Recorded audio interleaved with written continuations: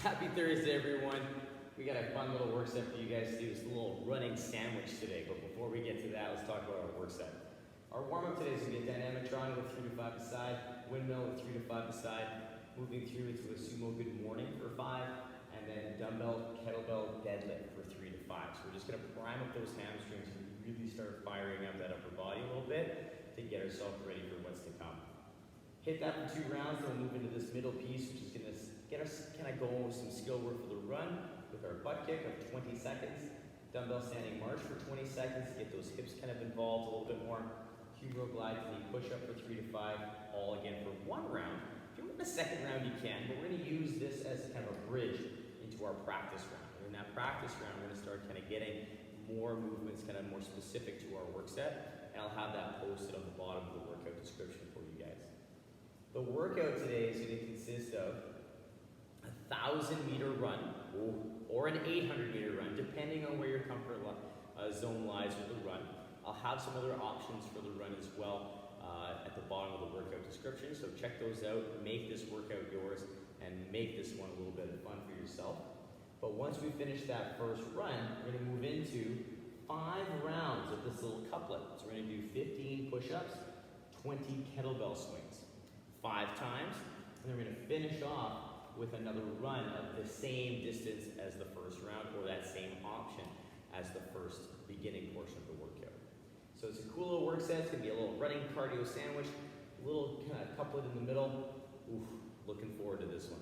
But remember, check that workout description, check those pieces, make this yours, and let's have some fun today. So let's warm you up, we'll get you ready. All right, guys, let's warm up a little bit. Let's get those feet under the hips. We'll take the arms big and tall up overhead. I'm just going to stretch to one side, and we'll come back over to the other side. Just big reach, come back up, little shrug through those shoulders. We'll pull the shoulders down and take those bodies back and down to the floor. So we'll touch those toes, walk up the shins. We'll come down and frame a foot. We'll step back into our lizard, nice and square in those hips, and our inside hand is going to reach way up to the sky. We're going to plant that hand down on the front leg, turn that torso. We'll come back through center and lower the back knee, press the hip, come back to center, press the hip, back to center, and press the hip, back to center. Straightening out the back leg, we'll turn the torso, come back through, inside hand, big scoop. We'll bring the hand back down to the floor, step back into that down dog as we reach those hips. Gently walking those feet out one at a time. Just really making sure everything feels pretty good. Waking up those feet a bit, and then coming back into that plank, and we'll balance it out. So our inside hand is going to reach up with a big stretch. We'll come down with that hand, lock the front foot in place. Turning the torso as we come back to center. We're going to lower the back knee, press the hip to center, press the hip to center, and press the hip back to center. We're going to kind of press that heel back, turn the torso, come back through, big stretch with that inside hand. We'll bring it back to the floor. We'll step back into that down dog as we set those shoulders and just walk those heels nice and slow back and forth. Just making sure everything feels good in those ankles and those hips. Coming back into that plank, we'll push through the floor. Keep pushing through the floor as we tiptoe the feet up. We're going to roll ourselves all the way up, big and tall. Big stretch to one side, big stretch to the other side. We'll bring those hands down and get you guys primed and ready for action. So, if there's anything else you need to take care of, maybe some more ankle work, calf work, upper body stuff, pause the video, take that down, come join me. We're going to spend a lot of time on that hamstring area of the body and that little bit of rotation to get you primed and ready for what's to come. All right, our first phase of warm-up is going to kickstart off in that sumo stance. We're going to stay here for a little while today. We're going to start by turning a toe directly to the side, turning the other toe on the angle. We're going to get those hips nice and square on that kind of diagonal. All right, hand is going to come to the thigh. We're going to put that arm up to the ceiling, lock that shoulder in place, and then pull the hip back in that nice hinge as we trace the shin and then we flow back up to the standing position. Pulling the hip back, we'll trace the shin, and stand up nice and tall. So again, you want to think about screwing in that light bulb, setting that shoulder up in that strong overhead position, setting those ribs, and then getting that hinge to get that body angle going on. The arm is always going to point up to the ceiling, but again, initiating through that hip will give you space through the side body and not make you feel congested. Once we're done with the dynamic triangle both sides, we're going to stay in the sumo stance with a slight toe turnout just for comfort for the knees. We're going to get that overhead position, screwing in that light bulb, pressing down with the other hand. And we're going to draw the hips back as we rotate at that low rib. Reaching the arms away from each other the whole time. That's going to give you a nice engagement through that midsection, allowing that shoulder to stay locked in place. Remembering this is not a fast movement, so we want to make sure that as we're locked in place, we're listening to that shoulder, only taking it as deep as you feel comfortable to maintain that shoulder position throughout the whole movement. So if you feel that shoulder starting to turn or rotate on its own, just make sure that you're just taking it to your range. All right? So listen to that body, take it slow, have some fun with that rotation.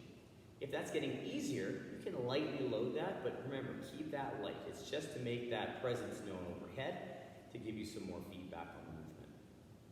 After that, we're going to move into, again, our sumo stance, and we're going to work a good morning. So we're going to work that hinge pattern and just kind of bring everything together. So we're going to squeeze and set through the ribs and the glutes. We're going to get that hand reference if you'd like to make sure that we're staying engaged. We're going to draw the hips to the back of the room as we soften the knees. Weight's going to stay mid-foot, big toe stays down, and we're going to stand and open up those hips. We'll draw the hips back into that nice hinge, and then we're going to stand up nice and tall. So we're opening up those hips at the top of every movement, but we have to watch out that we're not pushing forward. We're just coming up to this nice stand to neutral. So no overextension in those sumo good mornings. After that, we're going to bring the feet in a little bit, and we're going to work on a dumbbell or kettlebell deadlift, just to prime up our hinge pattern a little bit more with a little bit of load. So just because we're going to do kettlebell swings in the workout, what I would suggest is doing a sumo deadlift. But if you'd like to practice that conventional deadlift, you are more than welcome to take that down as well. What I'm going to do is stand over top of the dumbbell. So the dumbbell cuts my foot in half. I squeeze and set just like I did for that good morning. I'm going to draw the hips back. I'm going to lower my hips and shoulders down together to take it down to the floor. I'm going to push through those legs and stand tall. I'm going to draw the hips back and down towards the floor again, and then push through those legs again. Open up those hips in that finished position of the good morning, but working on that nice little hinge and lower, just to prime up the hamstrings and get that swing ready to go. So as a quick recap, we have a dynamic triangle of 3 to 5 per side, windmill for 3 to 5 a side, sumo good morning for 5, dumbbell / kettlebell deadlift for 3 to 5, and we hit that for 2 rounds just to get things primed up and ready to go before we start moving into some more dynamic movements for you guys today. So pause that video, take that down, rock it, and then come back and join me. We're going to start focusing on some run mechanics and getting those hips really fired up. All right, our next phase of warm-up is just a quick little kind of bridge to the practice round. So what we're going to work on is some butt kicks, some standing marches, and some humeral glide to knee push-ups, just to prime a few pieces up to get us to kind of more movements similar to the work set. So what we're going to work through again is that butt kick. So we're just working on form, position, and skill for the run. So even if you don't run, this is a great way to work on run technique and form. So we're going to stand nice and tall with our glutes engaged, core engaged, so we're nice and stable through the hips. Our arms are going to be held at about a 90 degree, just like if we were running. And what we're going to do is we're going to pull that foot up underneath of the glute and transition back and forth, just with those legs. And you can use those arms as well once you start kind of getting things under control. You can take this at a walking pace, kind of a fast walking pace, or even a jogging, sprinting pace. So it depends on where you want to go, how comfortable you are with this, and where your background with running. So the main thing is working on pulling with the hamstring to get that heel and foot up underneath the glute. If you feel your quads starting to gas out during the butt kick, we know we're pulling up with the quad and the hip, opposed to the hamstring and the glute. After that though, we're going to work on the dumbbell standing march, which is going to fire up that quad and hip flexor. So you can hold the dumbbell, suitcase, front rack, Zercher, more formal front rack, however you would like to hold it. The main focus of this is maintaining a stable upper body and walking with those legs, keeping that knee high into the front and that foot out front as well. Another focal point of this is keeping that balancing leg straight. So making sure that as we pick this knee up, we're not buckling in that balancing leg and standing leg. So very important to keep in mind, we want to make sure we're keeping a little bit of engagement and still listening to our body, not just kind of like, I'm walking, all right? We want to make sure that we are engaged and mentally sound on that work set. Once we're done those two lower half kind of exercises, we're going to lay on the floor to work on our push-up. So we're going to work our humeral glide to knee push-up. My hands are going to be outside my chest, just outside my shoulders. My wrist is going to be stacked underneath of the elbow. I'm going to pull the shoulder forward, and I'm going to pull the shoulders back. Pulling the ribs and hips in, I get that nice strong position, and I push to my knees. Maintaining that nice tight knee plank and that hollow, I'm going to lower forward and down, touching the chest first, and then relax. And then I'm going to reset it again. So I'm going to pull the shoulder forward. I'm going to pull the shoulders back. Pull the ribs and hips in, get that good hollow. Push into that nice knee plank. And again, lowering down, leading with the chest, so that I land in that nice tripod through the hands and the chin. So I want to create that nice forward and down motion. Now that can be really challenging, so I want you guys to keep in mind, if you find that push is really challenging to maintain your midline, don't worry about pushing all the way up. Push into a little knee plank to where you can maintain that stable midsection, hold it for 3 to 5 seconds, and then lower down. Build into the push as we build the strength to get higher and higher in that plank.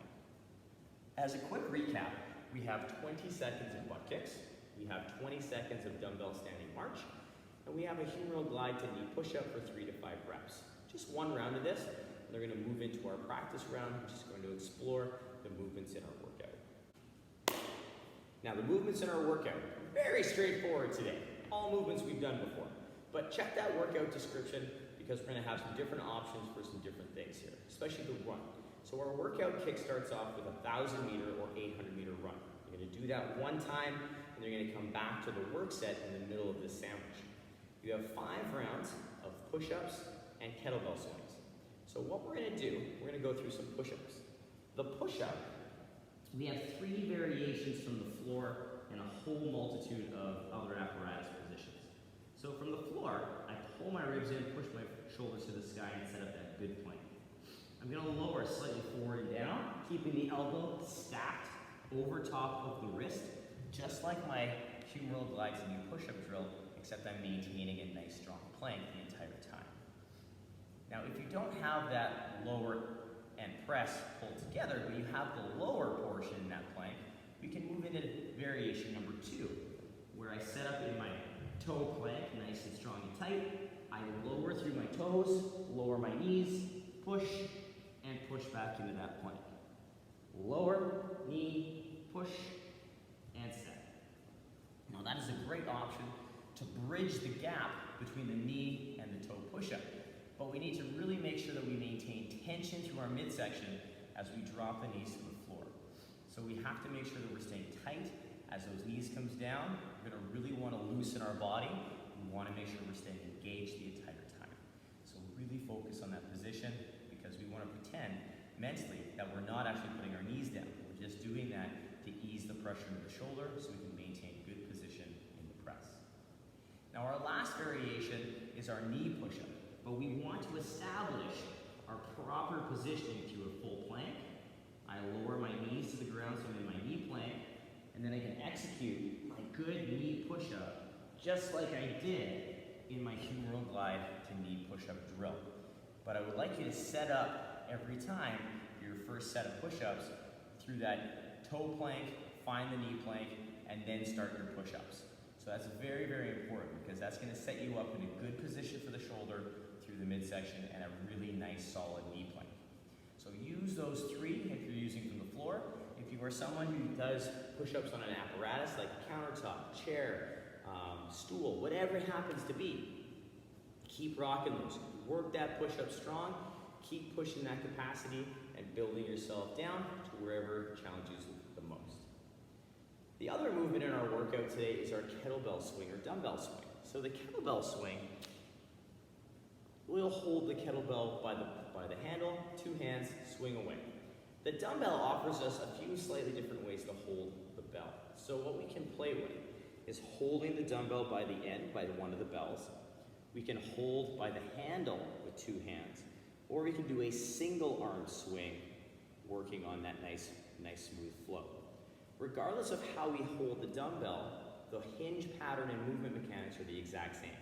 So we want to make sure that we're keeping that kind of solid and true throughout the entire movement set. So how that works, what we're looking at, feet about our hip width to shoulder width stance, all right? From there, we're going to take that body down into that hinge pattern. So we pull the hips back, getting those knees slightly out into that little hinge, almost as if I was going to jump onto a box, broad jump, tuck jump, something along those lines. But I'm not going to jump. What I'm going to do is I'm going to straighten the legs and open the hips and let those arms kind of flow with that dumbbell or kettlebell. So it's that action of standing through the legs and the hips that gets the dumbbell moving. My arms don't do a lot in terms of pulling the dumbbell up. They're just guiding the dumbbell and then telling us when to absorb and give the energy back. So our arms don't do a lot in terms of pulling the kettlebell around. It's really just moving with the bell and allowing our body to give it energy and absorb the energy as it comes back. So prime focus here is absorbing into that good hinge, standing tall. Hinge, stand tall. Also very important, coming back to what we talked about in our good morning, is making sure that as we swing, we're just coming to neutral, not pushing the hips forward. Standing up nice and tall, and that's where the movement ends. It's once we hit that nice tall position, let the arms go, and then we come back into the hinge. So control that body position, focus on that good hinge, and let that kettlebell fly with that energy that you give it. After we're done those 5 rounds of push-ups and swings, you're going to move right back into your run of 1,000 or 800 meters or your variation of run, and then you're done. All right, so we have a 1,000-meter run, 5 rounds of our couplet, 15 push-ups, 20 kettlebell swings, and then a 1,000-meter run. Take it down, have some fun. We've got a run sandwich. It's going to be exciting. It's going to be a lot of fun. As always, though, you guys, work for quality. Have a ton of fun with this one. It's going to be a gasser, but I hope you guys enjoy it. Bye, you guys.